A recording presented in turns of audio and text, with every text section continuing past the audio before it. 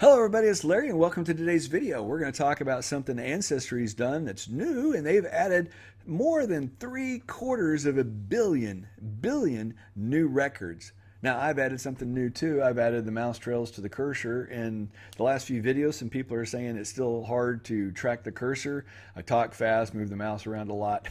So let me know if this helps. So down in the comments below, tell me, pointer trails a good thing, not a good thing? Let me know. All right, so what we're going to talk about is more than 3/4 of a billion new records, and we're going to do that by going up to search and coming down to card catalog right here. Click on card catalog. Look at all these new records. I mean, this is huge, and I've got this on full screen. I still have to scroll. So we've got 1.2 million Roman Catholic diocese from Illinois, 28.5 million from Denmark church records, and you go on down here, it's more than 3/4 of a billion alone just from newspapers.com. 1.2 million, 1.8 million, England. Now, caveat, the ones from Denmark are in Danish, the ones here from Germany are in German. But if you use the iPhone app or the Android app, I know the Google Translate works really well, and if you hold it up to the screen, anything that's written in text in a foreign language, it translates pretty darn well.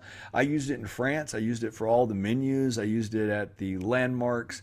It was just a wonderful additional tool, just the free app, the Google Translate. So if you're looking at these records, you can do a German to English, Danish to English, and I assume that you speak English if you're listening to me. You may also speak another language, but you also do English.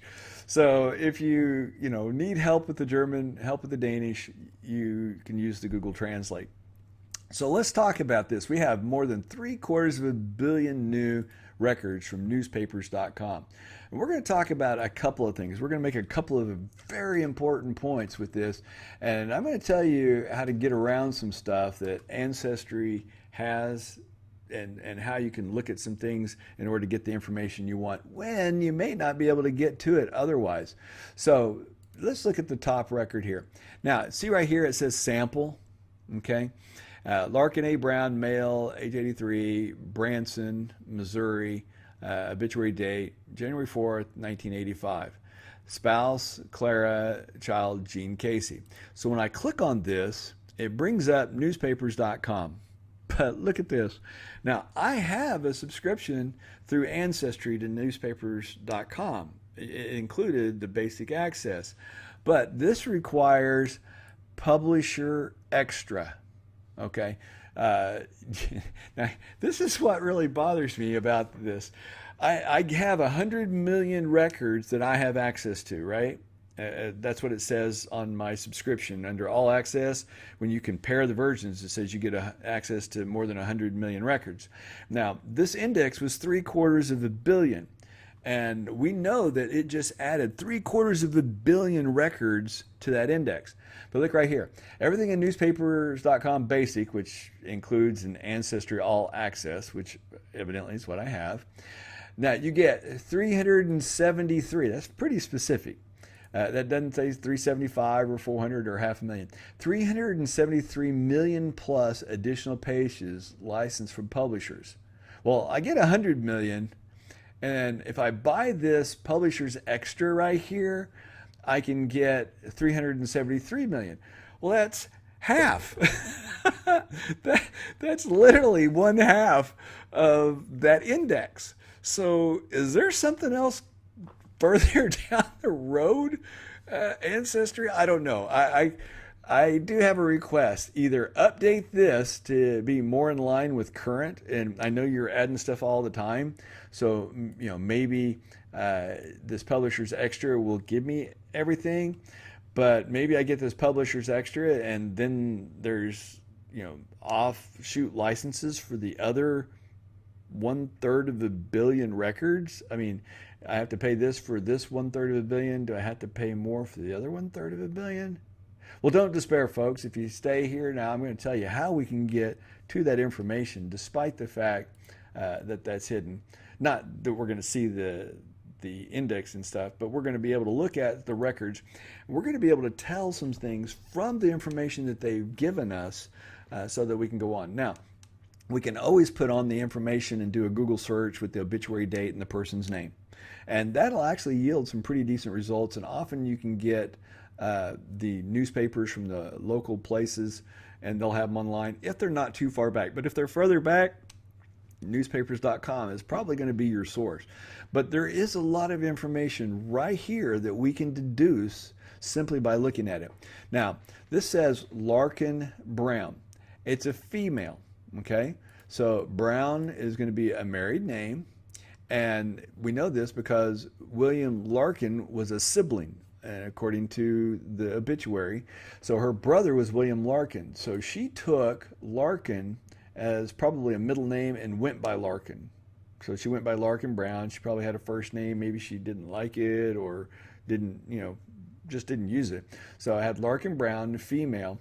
And, of course, they had the residence and birth and death dates and where. But now we got some important clues here in the children. We've got Noah Donhoff, which appears to be a male. Now, what this tells us is Donhoff is not Brown. And we know that her original surname was Larkin. So we know this is a married name, and that's probably going to be a married name as well. So we know that we've got probably 2 marriages to search for.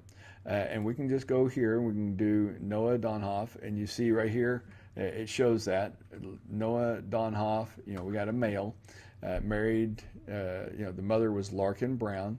So, we have that. So let's go back to the results. Now, hopefully, look at this. This is kind of a problem with Ancestry. You need to fix this. I went back and it gave me the full search index. So we're going to go back to the card catalog and we're going to do this again. And we're going to search to the newspapers.com and we're going to go to Larkin Brown and see Larkin Brown. And it was the 4th one. All right, so we have, this is a male and last name is Donhoff. So her name at one point was Donhoff. It's Brown now, and it originally was Larkin. So that gives us 3 areas to look for her information in censuses, as a Brown, as a Donhoff, and as a Larkin as a child. And we also see Catherine Foreman. So her daughter, who was Catherine, either Catherine Donhoff or Catherine Brown, married somebody named Foreman. So that gives you something else to search for. So even though we can't see this page unless we pay more money, and I wonder if I clicked on all 750 million, if it would give me that same publisher's extra. I bet it would. I really think that 370 million that it said was a mistake, that it's really probably more like 1 billion records now. I really do think Ancestry needs to update, though, because I really am extremely hesitant to purchase that and say, oops, yeah, the obituary you wanted, you have to have this other access to get hold of. But we can find out a lot of information about her, Brown, Donhoff, and Larkin, and the daughter through Foreman. And we have some locations. So we have Kentucky, and then, we can look at Williams, and maybe, we search for a William when we do a complete search, and we can find that as well. So we can find that information by doing a full search. So even though we don't get, access to these newspaper.com obituary indexes, and I'm going to tell you, even though they're there, I don't think that you're going to see them unless you have the publisher's extra. Maybe you can, if you had success, let me know in the comments below. But the 750 million index records are still extremely useful. I mean, there's a lot of information that can be gleaned just from the index alone. Especially when you click on it and it had the, children's names and their married names, siblings' names. That was huge. So if I was researching that family, I would have known, her maiden name as Larkin, with the brother William Larkin. I would have known a married name, the last one when she died, of Larkin Brown, and I would have also known a Donhoff. And so that was a lot of information that was able to be gleaned just from that one record. Well, there you have it. There's 750 million just in this alone, and it's close to 800 million records probably if you added all these up. And let me know what you think about the mouse trails. Did that help following it around the screen? Let me know. Or is it just kind of distracting as I move it around that you see all of that? So let me know. I really, really want to know if you want me to keep the mouse pointers for future videos. There you have it. Hope you enjoyed the video. If you did, give it a thumbs up. Check out the newspapers.com obituary index. 750 million of them that are there, so chances are you may find the obituary you're looking for, and there may just be enough information there to help you out and get through that wall. And, maybe you want to help Ancestry out and help them be reimbursed for all that hard work and indexing that and buying the publisher's access, maybe for a month, just to, I don't get anything for this, but if you find some information and you want to get that article and clip it and save it as part of your stories, I know that newspapers.com has a lot of interesting information that does come with the Ancestry basic access. I've clipped some great obituaries. I've clipped some stories about my family members, which really helped my family history. So, it's not a bad thing at all. And the price is pretty reasonable when you consider what you do have access to. And if you do get a hit on the obituary, and it has more information than here. It can sometimes say those in attendance, or give you information about the locations, or the pastors and things like that, where sometimes you can actually go back and that place, that church, will have their own records and may be able to find more information than even what was shown in the newspaper. So it can be very, very handy. And for $12 for a single month, I think that, if you're found the people you're looking for and you've got a weekend to do it, it might not be a bad idea to upgrade and do that just for that month. I probably will, but probably when I have more time, which, because I'm helping so many people, I don't know when that is. Anyway, pass this around to your friends. Let me know about the mouse pointer. Hope you enjoyed the video, and I will see you all next week.